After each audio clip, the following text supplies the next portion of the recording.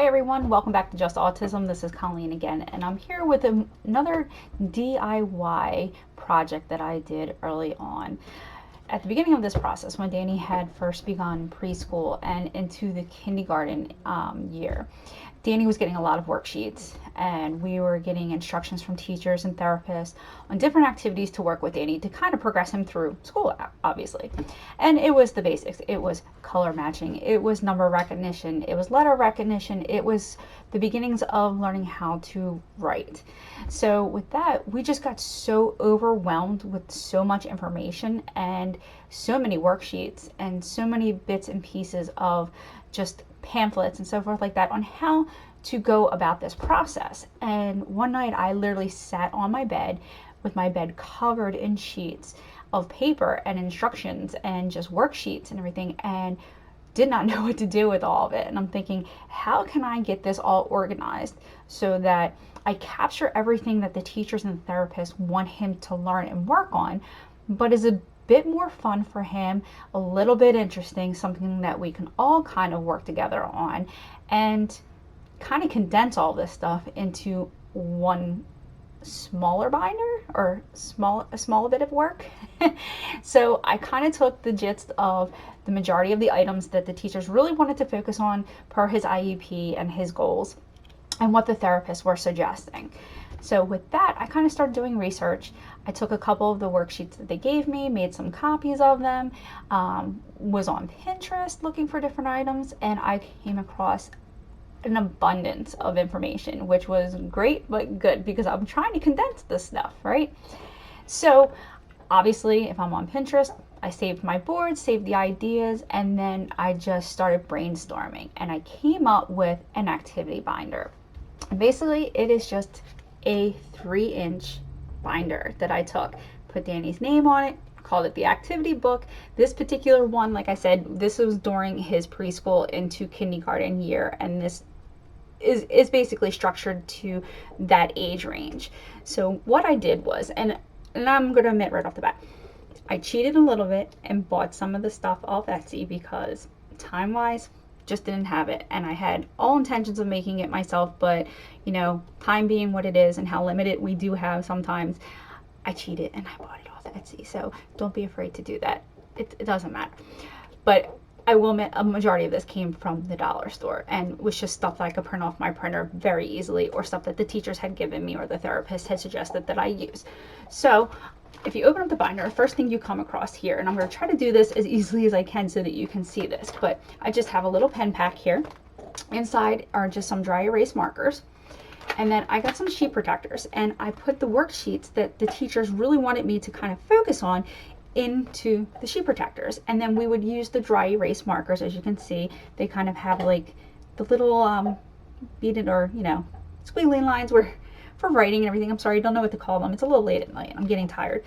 But we would use the dry erase markers, and he could learn how to write his uppercase letters, and then simply take a wipey or a wet paper towel, wipe it down, dry it off, we were good to go.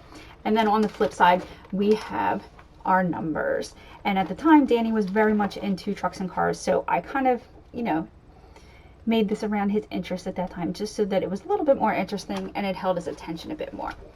And then we have another pen pack over here that I used, and inside here are just foam letters and numbers, and it's basically just a matching game next. So he would take the corresponding letters and numbers, and then he could just place them on top of the letters or the numbers that were on the back of the other sheet. Now, what I tried to do is I tried to color code these as best as possible too, so that it actually could match up color wise, so it would help the recognition process a little bit more. Since he could kind of see the same colors and he could do the color matching, it made it a bit easier and a little less more, you know, anxiety ridden for him to complete the process, so he wasn't getting frustrated too much. And then we come on to the dinosaur egg game match. Now, he was really getting into dinosaurs, and specifically Godzilla. This is when the Godzilla obsession began. We weren't really fully obsessed yet. Sorry. There goes the tiredness again. But he was beginning. So in here we have the baby part of the egg. So we have the dinosaur egg games, and in here are the lowercase letters. And then on the other page, we have what we called the mama part of the egg, and it was the uppercase letters. And again, these were color coded as well, so I made it so that he could find it out. And basically, he would just match up each egg piece to the corresponding letter or the color at the time until he began to recognize, and so forth like that. So that made it a little bit more fun too. And then we have the color match game. So in here, this we just had a bunch of different pictures in all different colors, as you'll see. So we have a banana, and then we have a tree. So, and then on the other pages we had, and these were just simply little envelopes that I stuck on with Velcro. Like I said, dollar store stuff, nothing big. And then on this side, we had all the colors, and basically he would just match up like the red crab to the red section, and so forth and so forth. And he would just continue on, and then we would try at the same time have him name the picture if he could, since his verbalization wasn't as well as it is now then. He couldn't really articulate a lot of the words, but he would try, and we would mouth the words and repeat the words back to him and just kind of reiterate. Repetition with these guys is key a lot of the time. So the more we repeat it, the better he started to kind of mouth the words, and then we started getting a little bit of the word coming out, and then eventually the words were coming out very clear. So we ultimately got there. That took a couple of years though, so don't think that's going to happen overnight, because that never happens. And then we had the shoe tying game. So we were trying to teach him to tie his shoes, and we actually are still working on this one. So we do go back to this book every now and then. So this is just basic little show. Now this is where I cheated. Okay, so all of these felt pieces that you're going to see next, I actually bought these off Etsy, and I found the patterns originally on Pinterest, and I had pinned them to my board, like I said, with all the intentions of sewing these and making these myself. But time being as limited as it was, I just didn't have the time, and I really wanted to begin working on this with him that year, not the next year. So I cheated. I bought them off Etsy. I found the woman who had the exact same patterns, and she was able to make them. I think roughly I got the whole set for about $40. So sold a few things that I needed to sell to make a little bit of extra money to get these. It was well worth it. Like I said, we continue to go back to these every now and then, and you'll see why in a second. So then this one we have shape matching. So here we have the felt shapes, and they're just Velcroed on, and then he could find the corresponding shape over here, and it's literally just drawn out with a pen with a little Velcro patch, and he could just match it up and stick it right there. And then we would tell him what the shape was. If he couldn't name the shape himself, we would tell him, and then try to have him speak it back to us.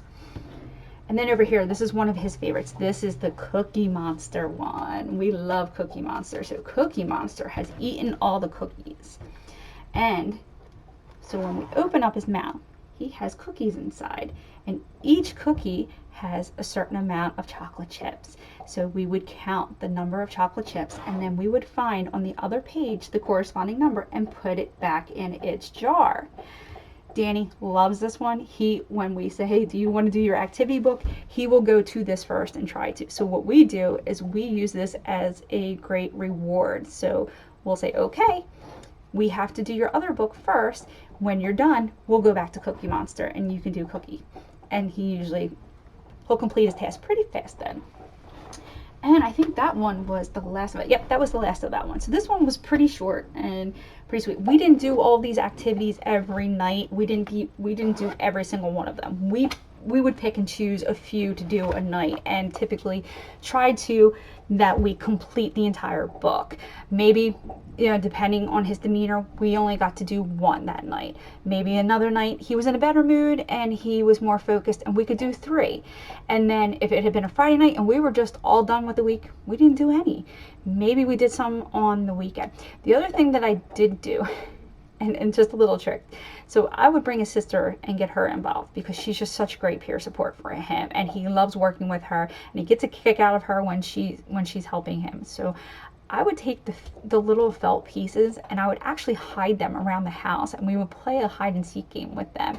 So the reward was who could find the most pieces and bring them back and match them the quickest. So I would do that, and he would think it was a like this great new game to play because his sissy was involved and he loved playing with Kenna. So whenever she got involved, I knew we were going to get through that test that night pretty easily and he was going to have a good time. So it didn't feel like work, but he was working and he was learning at the same time. So don't be afraid to do things like this. Take all the information you're getting, condense it down to the main core bit of information and use that and run with it. They can only process so much, so can we. So take what you need, use it, work with it, work on one task at a time, and basically, you know, become a pro at that and then move on. But we don't want to keep continuing to overwhelm them. These guys go through so much through the days. I think making it fun at night, making it easier on yourself and them, it's just going to give you a better peace of mind and a better night for yourself and just an all around better experience for your whole family. So I hope that was helpful. I hope you found some great tips. If you have anything that is similar to this, I am always looking to tweak. I'm always looking to add, and I'm always looking for new ideas. So please reach out, comment, send me an email. Post your pictures, post your photos or your videos. I would love to see what you've been able to do, and I would love to share that with everyone else. And until next time, I will talk to you later. Take care.